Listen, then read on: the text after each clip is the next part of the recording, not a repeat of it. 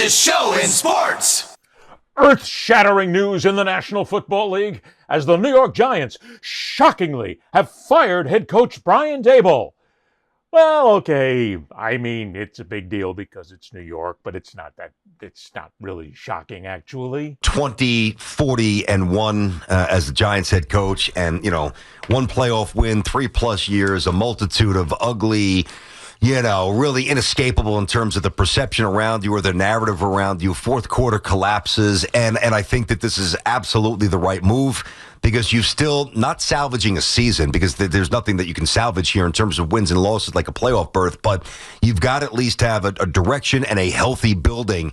And the tone would have been every time Brian Daboll was at a microphone, it would have been about him and his job security and the quarterback and all these other things that take away from the overall growth of the other guys on the team. It gives you a jump start on the search for trying to finally end this merry-go-round of nothingness for the Giants. Oh, let's start right there. A nothingness of merry-go-round for the New York Giants. However you want to put it right now. The fact the New York Giants have fired Brian Daboll is not shocking at all, but, I mean, what the hell has happened to that franchise? Weren't the New York Giants supposed to be one of the best franchises in the National Football League? And if you look at what has gone on with the Giants in the last, 10 years or more, this has been an unmitigated disaster. I mean, the Giants suck. Come on, kids. Save for one season, this has been a terrible franchise, and this is supposed to be one of the best franchises in the National Football League. I mean, look, Tom Coughlin was the last good coach that the Giants had. In his last 3 seasons, he went 7 wins, 6 wins, and 6 wins. Okay, you got to get rid of a guy eventually when all he does is win 19 games in 3 seasons. Even Tom Coughlin basically burned himself out. But check this out now, because Ben McAdoo was the head coach of the Giants in 2016. He went 11-5. Now, since then, since that time, the Giants have been through 5 coaches, and their record has been 40, 87, and 1. Holy crap in the morning. That sucks at a very high level. That's a bad franchise. That's really bad when you win only 40 games. Now, you have to keep asking yourself the question, what the hell is going on with the family? What's going on with John Mara and Steve Tisch? These are the guys who own the Giants. They're the guys in charge. They know the National Football League. Look, between the Mara and the Tisch family, who knows the NFL better than they do? And when it comes to picking a coach since 2016, they suck out loud. I mean, it's not even close. I'm not a Giants fan, okay? But even I can see it. I've been covering the National Football League now my entire adult life. This is a bad franchise. I want you to think about this for just a second.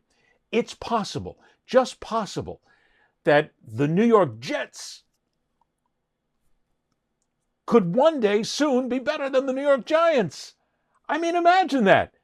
Higgledy-piggledy, oh my God, things are going all over the place. Dogs and cats living together, mass hysteria. If that happens, you would have Giants fans, literally jumping into the Hudson River, if they thought for a second that the New York Jets were going to be better than them. But it's time to start asking some serious questions. Brian Daboll came in and he wasn't a bad coach. He came in from the Belichick tree, which, again, is one of those things that I've never really been a fan of. When everybody says, oh, well, he's from the Shula tree, the Landry tree, the Belichick tree. It makes no difference. Out of all of those trees that you have, there's bound to be maybe one good branch, and the rest are all just saplings that continue to drop on the ground. You shovel them away, you get rid of them, because you'll never know from them again. You don't want to. I mean, it's not like just because somebody coaches with a coach, they automatically become a genius. Brian Daboll was from the Belichick tree, and let's give him some credit, he was a guy with the Buffalo Bills who was really in charge of helping make Josh Allen the quarterback that he is. But that's all Daboll is. He's a one-trick pony. He's a one-shot guy. He's good with certain things and not good with others. That's the problem.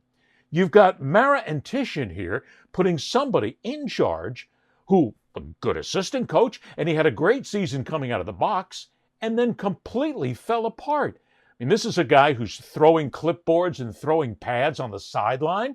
This is the one who's pissing people off. I mean, it's not like there's a great run in that locker room in the first place. I mean, this is a guy who basically angered a lot of people. He's got anger issues, and he's not that good. But what does it take for the Maras and the Tisches to be able to decide what makes a good coach here? Like I said, I'm not a fan of the New York Giants. Although I do have to admit that when it comes to the New York Giants, I really like their fans sometimes. It's past noon. Why hasn't Brian Daboll gotten fired? This is absolutely, oh, Brian Daboll got fired. Caleb Williams, not only saving the Bears franchise, but the Giants as well. He really is him. It's about damn time. They should have fired him as soon as Dark got off the field. I still can't believe we lost a playoff game to him. Now can we fire Shane Bowen? Remember when Brian Daboll won Coach of the Year? You're free now, Jackson Dart. You're gonna be okay. I mean, besides the concussion, the terrible offensive line, but yeah, other than that, you're gonna be great. Can we fire our former head coach of the year next? This means we're gonna win in the fourth quarter now, right? Well, it looks like a good chunk of the NFC East is in a race to the bottom. See you there.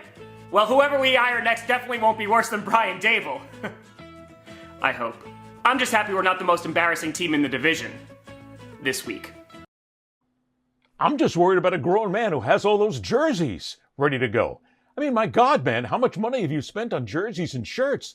But that's pretty much, that sums up the New York Giants fans. I mean, they deserve to really look up and go, what's happened here? This is a legendary franchise in so many ways.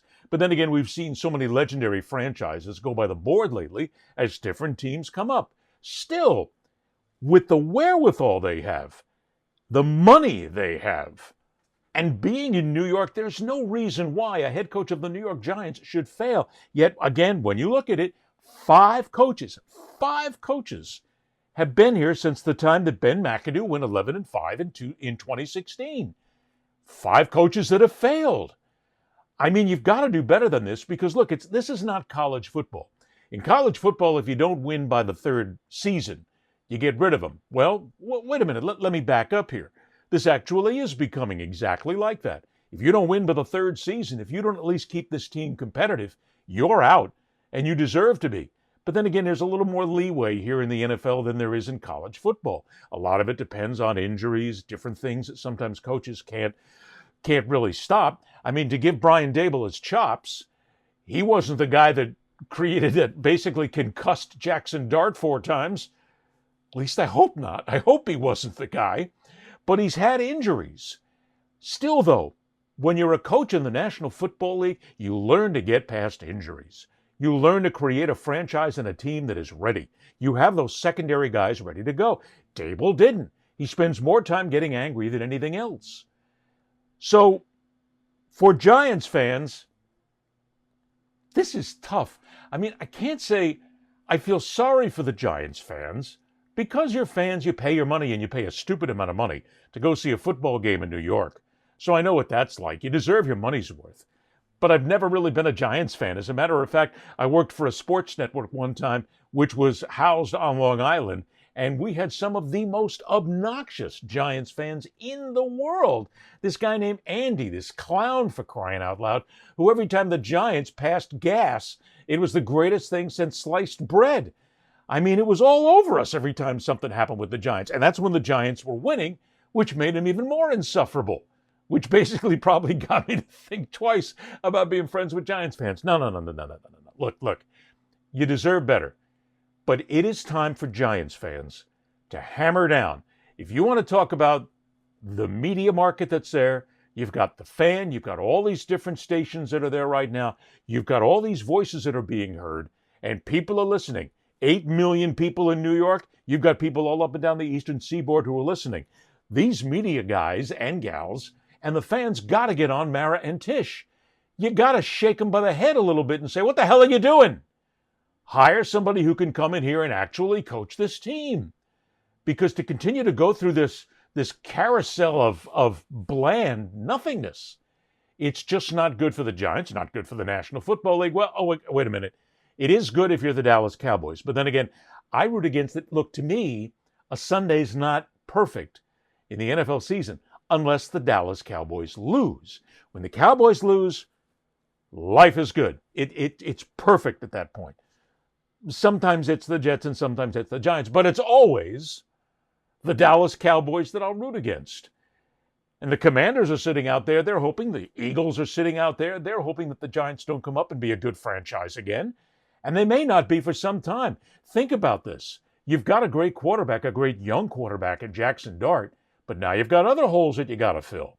And now you got to worry if a general manager is going to wind up being fired.